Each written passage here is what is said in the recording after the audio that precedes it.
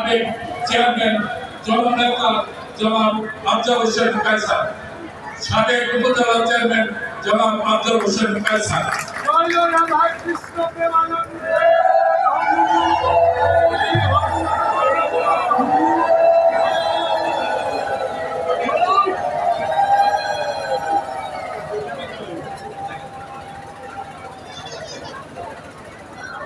অপরূপ সুন্দর পরিবেশ, চমৎকার এই ধর্মের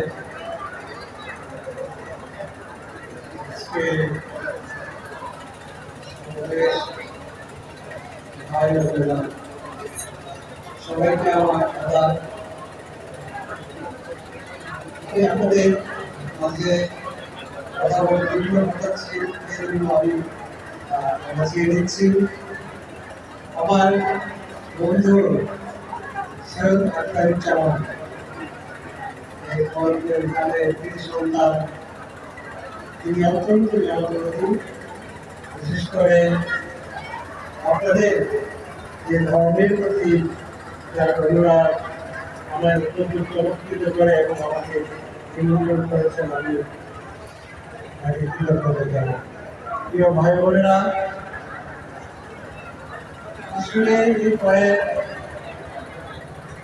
আমার কাছে সারা কাজের মধ্যে হিন্দু মুসলিম ঐক্যের একটা অত্যন্ত সুন্দর পরিবেশ দেখে আমি খুবই মুগ্ধ।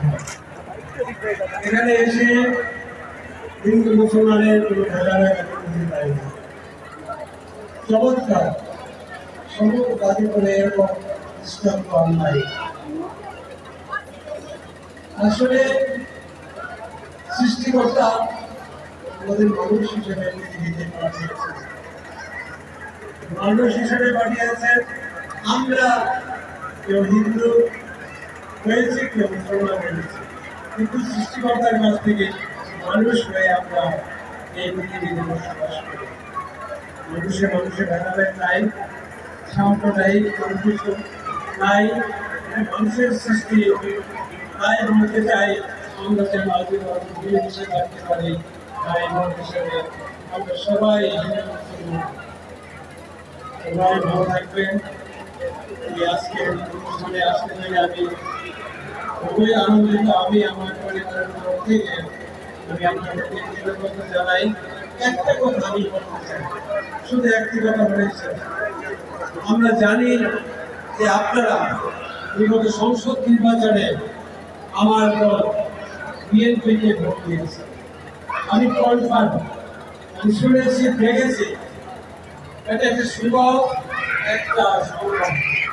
শুধু একটা থাকা উচিত নয়।